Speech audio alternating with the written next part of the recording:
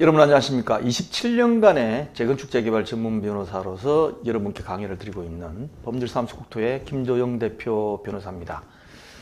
임원대의원, 조합장님, 이사, 감사, 대의원들께서 필수적으로 알으셔야 되고, 그리고 그 내용을 조합원들한테 설명을 할 수 있어야 되는 그런 내용을 따로 모아서 제육 강좌를 하고 있습니다. 자, 시공사 제안서에 속지 않고 제대로 파악하는 방법 두 번째 시간인데요. 지난번 시간에 사업참여제안서 분석 첫 번째 시간 영상에 다음과 같은 것을 설명을 드렸습니다. 먼저 각 회사의 사업제안서의 문제점이 무엇인지, 그리고 사업참여제안서를 분석하는 내용을 올렸는데, 첫 번째가 조합원 분담금 입주시 100%라는 문구의 허구성에 대해서 말씀드렸고, 두 번째가 조합원들한테 좋은 동, 좋은 층을 우선으로 배정해 주겠다. 이것도 말도 안 되는 얘기다 라고 말씀드렸고, 세 번째가 확정공사비 관련된 몇 가지 항목을 보여드리면서 이것도 이러이러한 면에서 체크를 해야 된다는 걸 말씀을 드렸습니다.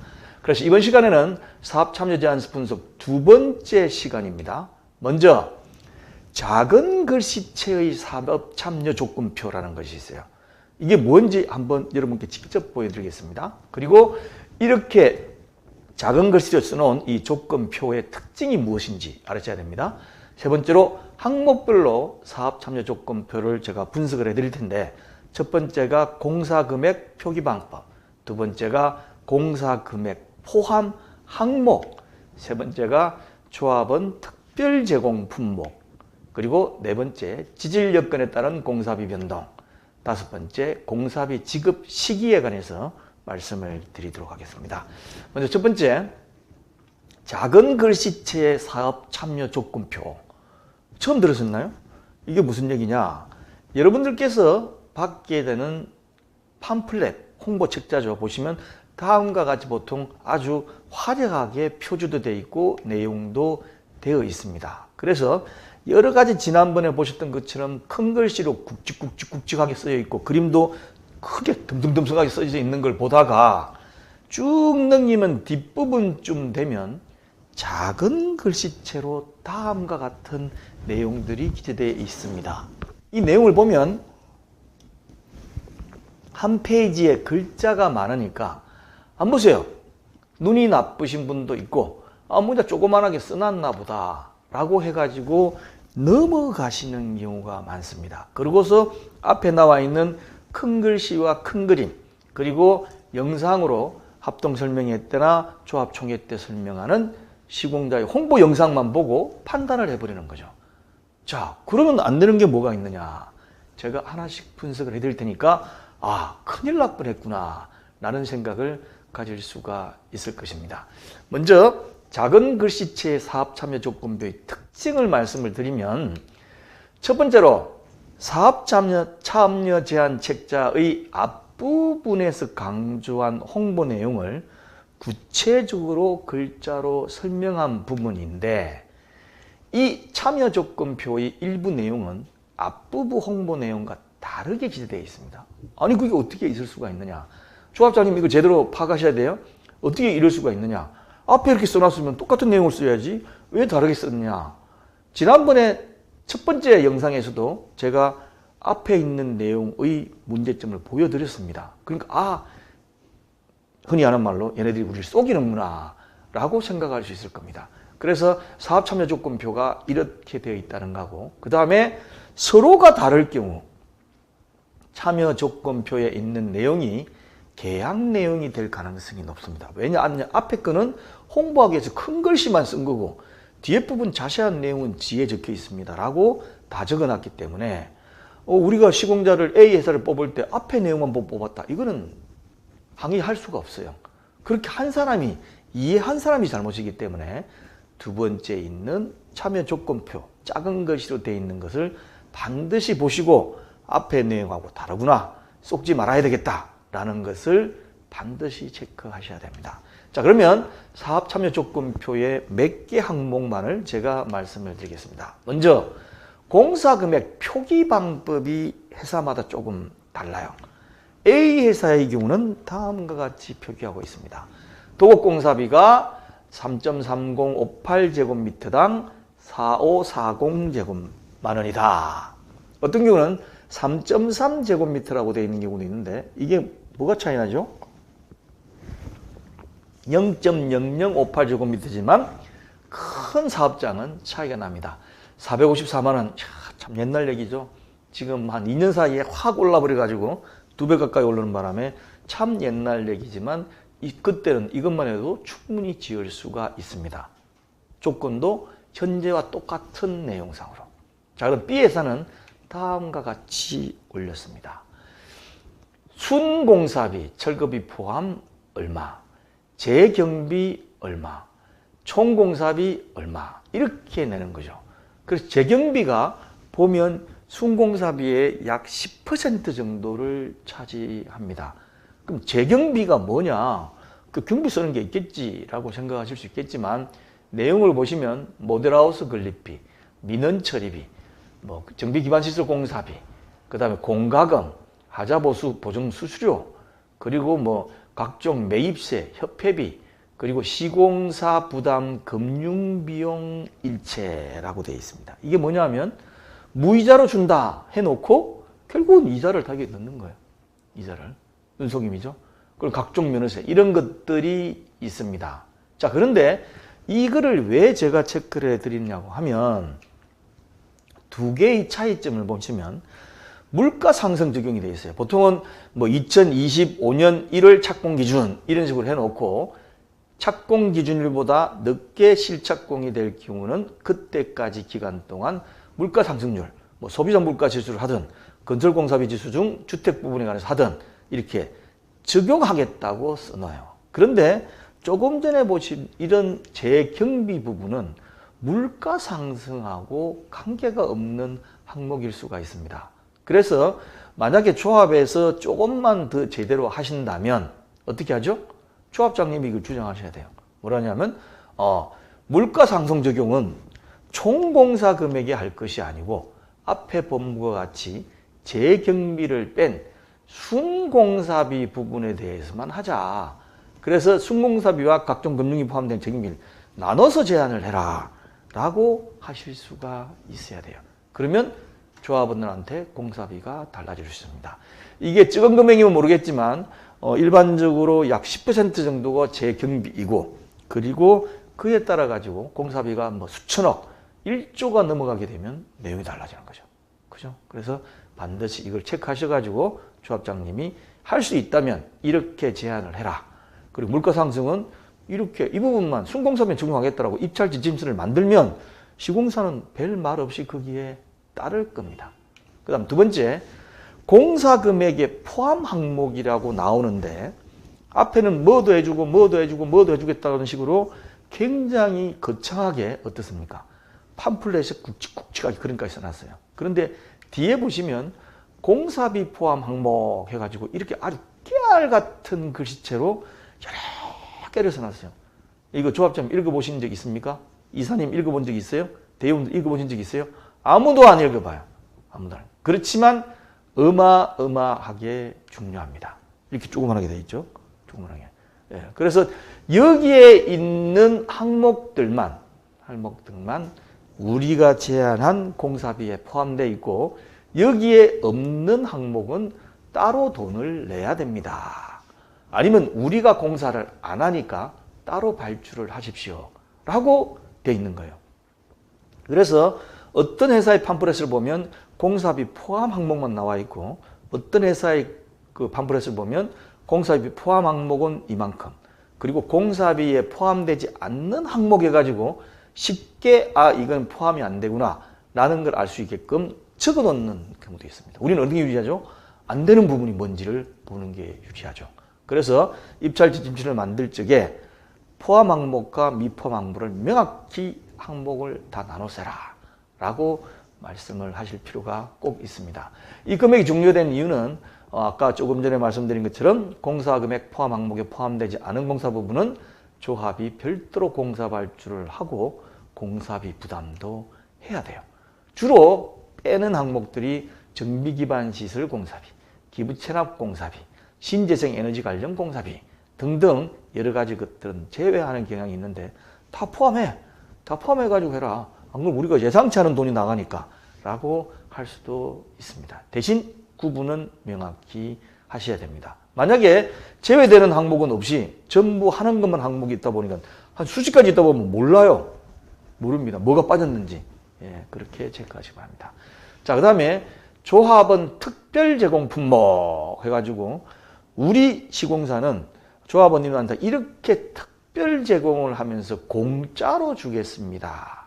또는 일부 항목은 유상으로 주겠습니다. 하는 경우가 있습니다. 그럼 누구와 대비할 때 특별 제공이죠? 일반 분양자들은 안 줍니다. 라고 되어 있죠. 그러나 과연 조합원들이 당첨되어 있는 호수에만 특별 제공 품목을 공사를 하고 일반 분양하는 데는 안 할까요? 그러면 신축 아파트 되고 난 다음에 집들이를 해보면 이 집에는 이렇게 좋게 되어 있는데 일반 분양 받은 집에 가니까 안 좋게 되어 있네? 여러분 그렇게 느끼셨어요? 그렇지가 않습니다. 조합원한테는 공짜로, 일반 분양자들한테는 돈 받고 해주겠다는 그런 뜻이라고 생각하시면 돼요. 자, A 회사는 이렇게 막 글자를 써놨습니다. 글자를 써놓고 만 다음에 이렇게 그림상으로도 써놓죠. 그림상으로도 이렇게 해가지고 이런 글을 공짜로 줍니다 라고 하면 조합원들은 이 그림만 보면서도 흐뭇해. 기분이 좋아. 기분이 좋아서 이렇게 해주는구나, 이렇게 해주는구나, 공짜로 해주네, 좋다. B 회사는 다음과 같이 쭉 글자 써놓고 마찬가지로 팜플렛으로 사진으로 되어 있습니다.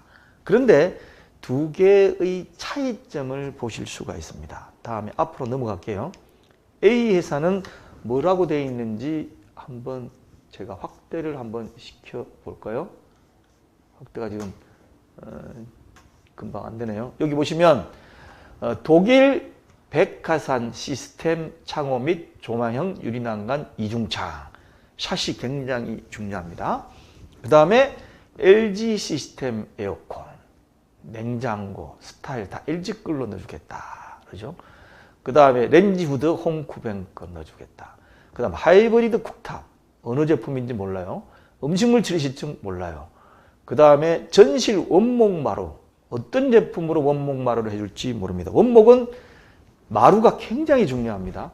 마루가 굉장히 중요해요. 그래서 일반적으로 마루가 나쁜 거하고 좋은 거는 일단은 요즘 어디까지 발견되어 있냐면 애기들이 핥아도 아무런 해가 없을 정도로 좋은 원목 마루가 있고 그렇지 않고 모양만 원목 마루여가지고 좀 지나면은 들고 일어나가지고 끄칠끄칠해지는 게 있고 그거보다 좀 나는 게 강마루라고 되어 있는 것들이 있어요.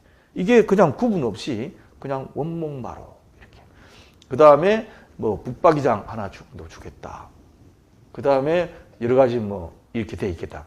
거실 아트월 유럽산 대형 타일, 주방 엔지니어드 스톤 해주겠다. 이런 식으로 되어 있는데 뭐 터치없이 되어 있는데 이게 어느 회사 제품인지 몰라요. 그래서 실제 공사를 해 놓고 나서 나중에 다를 수가 있겠죠. 그런데 여기 보면 조금 다르게 되어 있는 경우가 있어요. 이태리 에르네스토 메다 딱 정해져 있죠. 주방 가구. 이태리 가조티 원목 마루. 주방 독일 그로에 수전. 다르죠? 그 다음에 아메리칸 스탠다드 수전. 이렇게 되어 있는 거 다르겠지만. 그 다음에 이태리 라미낙 세라믹 아트월. 이렇게. 그 다음에 삼성 에어컨, 삼성 다 여기 넣어주겠다. 라는 식으로 되어 있는 경우가 있습니다. 그래서 이거는 어떻게 되어 있냐면 그냥 이렇게 그림만 보여주고 뭐 유럽산 해주겠다. 이렇게만 하면 나중에 어떤 경우가 있냐면 무상인지 아닌지 일단 구분은 하셔야 돼요. 첫 번째로 써놓은 거 보면 무상인지 유상인지 잘 구분이 안 가요. 언제 구분 가냐면 모델하우스 만들어가지고 조합원한테 보여줄 때 모델하우스 가보면 좋다 했는데 옆에 보면 유상 옵션입니다. 이렇게 돼요. 근데 이걸 이미 시공자 선정할 때부터 알아셔야 돼요. 그래서 먼저 무상인지 유상인지 조합장님과 임대인을 구분해서 나중에 올라오면 확실히 좀 해라. 그 다음에 두 번째, 시공제품의 브랜드명을 특정해서 기재해야 돼요. 예를 들면 이태리 중에 제일 원목 좋은 것이 조르다노입니다. 조르다노 원목 바로 특정해야지. 그냥 유럽산, 이탈리아산 원목 바로 이렇게 해버리면 가격차가 많이 나는 저가 제품이 시공될 수도 있다는 거. 그래서 특별제공 품목의 상호를 특정해달라라고 하시는 것이 좋습니다. 그 다음에 또 하나 속는 것이 지질 여건에 따른 공사비 변동이라는 항목이 있어요. A 회사는 다음과 같이 썼습니다. 지질 여건에 따른 공사비 변동 없음 되어 있죠. 근데 오른쪽에 끝부분에 보면 조합 지질조사 보고서 기준 되어 있어요. 근데 B 회사는 지질 여건 변동에 따른 공사비 변동 없음이라고만 되어 있습니다. 자, 두 개의 차이점이 먼저 조합장 금방 아시겠죠? 첫 번째, 지질 여건에 따른 공사비 변동 없음, 조합 지질 보고서 기준이라고 기재한 것은 눈속임입니다. 왜냐하면 조합의 지질조사 보고서를 보통 주거든요. 입찰할 때. 그걸 보고 기준으로 해서 나중에 실제 파보니까 다르더라 이러면 돈을 더 달라는 거예요. 그럴 것 같으면 뭐하러 지질 여건에 따른 공사비 변동 미사로 쓰냐고. 예. 그냥 조합 지질 보고서의 기준으로 볼 때 다르면 돈 더 내놔야 됩니다. 써야지. 그 다음에 그냥 조합 지질 보고서 기준이라는 기재가 없어야만 공사비 변동이 없는 거예요. 그래서 향후 지질 변동이 있더라도 우리는 안 받겠다라고 구체적으로 못을 박는 게 필요합니다. 그 다음에 공사비 지급시. 공사비 지급시. 자, A 회사는 어떻습니까?